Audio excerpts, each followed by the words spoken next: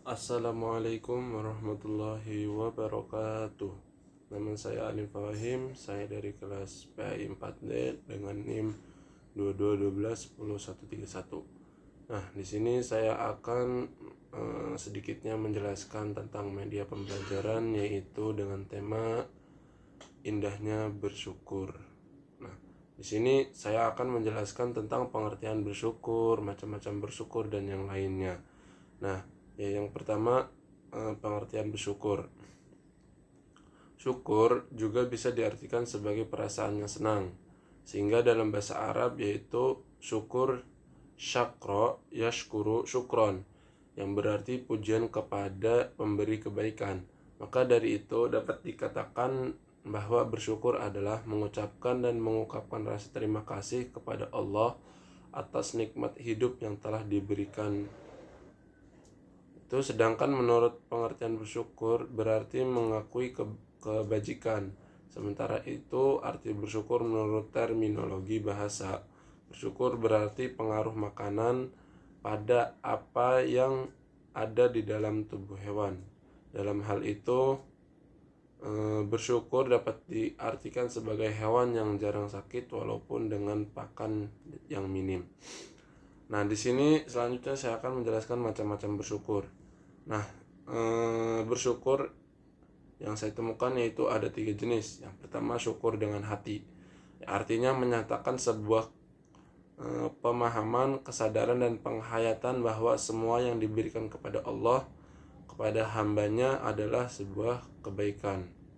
Yang kedua, syukur dengan lisan, artinya membiasakan diri untuk senantiasa mengucapkan alhamdulillahirabbil alamin, baik contohnya setelah bangun tidur, mendapatkan nikmat sehat, dan yang lainnya.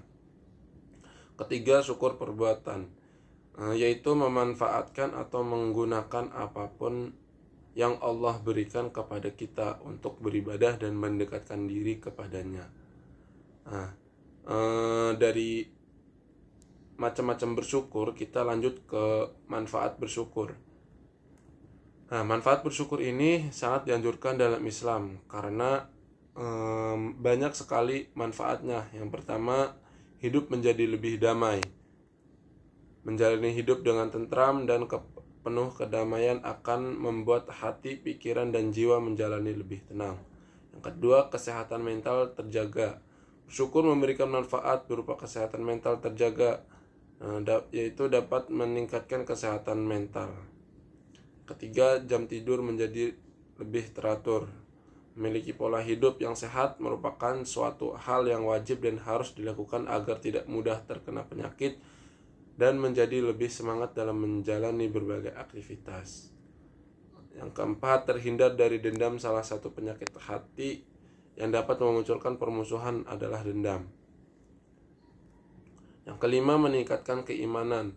Nah, dalam meningkatkan keimanan, rasa syukur bukan hanya dapat memberikan manfaat untuk kesehatan tubuh saja, tapi bisa juga memberikan manfaat untuk keimanan seseorang. Nah, selanjutnya yaitu saya akan menjelaskan tentang cara menerapkan perilaku bersyukur dalam kehidupan sehari-hari.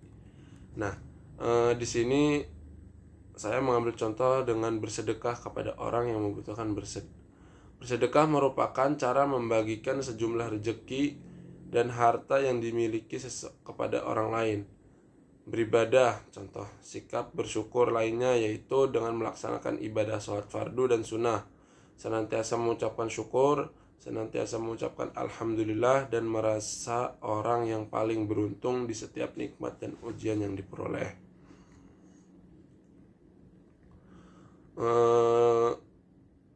Dasar hukum tentang bersyukur yaitu Quran surat Ibrahim ayat 7.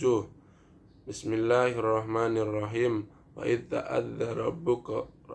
idza adzana rabbukum la in syakartum la azidannakum wa la in kafartum inna adzabi lasyadid. Yang artinya ingatlah ketika Tuhanmu memaklumkan, sesungguhnya jika kamu bersyukur niscaya aku akan menambah nikmat kepadamu. Tetapi tidak kamu mengingkari nikmatku, sesungguhnya azabku benar-benar sangat keras. Selanjutnya yaitu hadis tentang bersyukur. Nah, hadis dari Ibnu Majah tentang bersyukur memberikan kesadaran bagi umat Islam bahwa dalam setiap menjalani berbagai macam situasi, umat Islam harus tetap memuji kepada Allah, menyebutkan nama-nama Allah dan segala sesuatu merupakan bentuk dari rasa syukur umat Islam atas nikmat hidup serta ujian hidup yang telah diberikan. Yang artinya dari Aisyah, kebiasaan Rasulullah jika menyaksikan hal-hal yang beliau sukai adalah mengucapkan alhamdulillahi rabbil alamin. Sedangkan ketika menyaksikan hal-hal yang tidak menyenangkan, beliau mengucapkan alhamdulillah ala kulli hal. Nah, itu hadis dari Ibnu Majah. Di sini saya akan mencontohkan tentang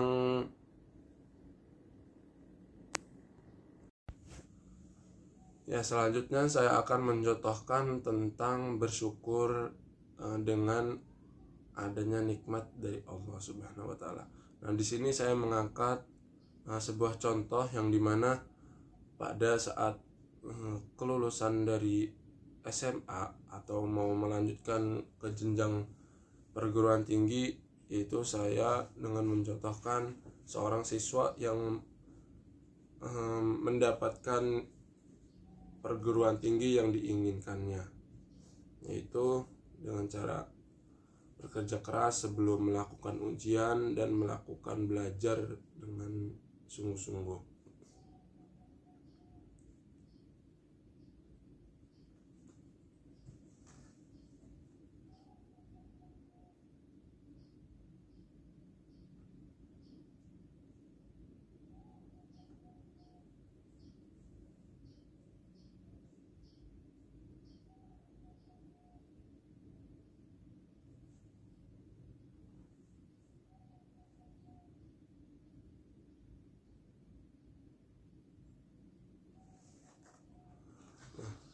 Alhamdulillah, saya mendapatkan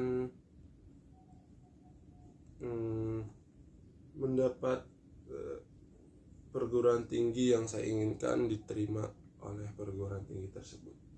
Dan saya mengucapkan rasa syukur kepada Allah Subhanahu wa taala yang telah memberikan nikmat begitu sangat besar untuk saya, yang telah menerima saya di perguruan tinggi yang saya inginkan.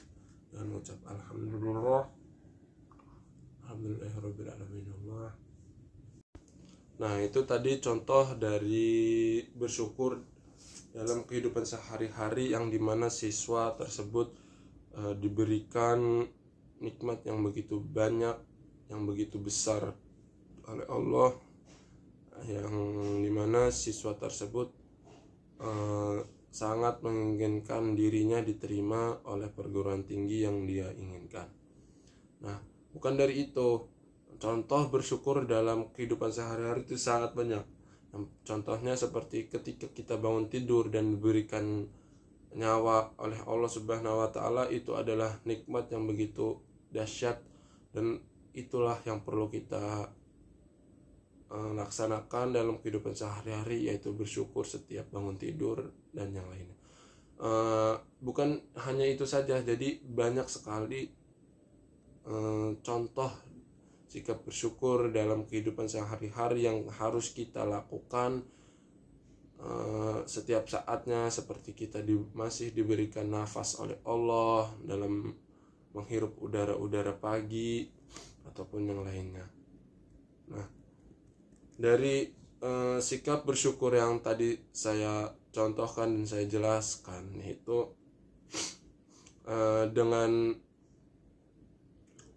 dengan rasa syukur kita juga kita dapat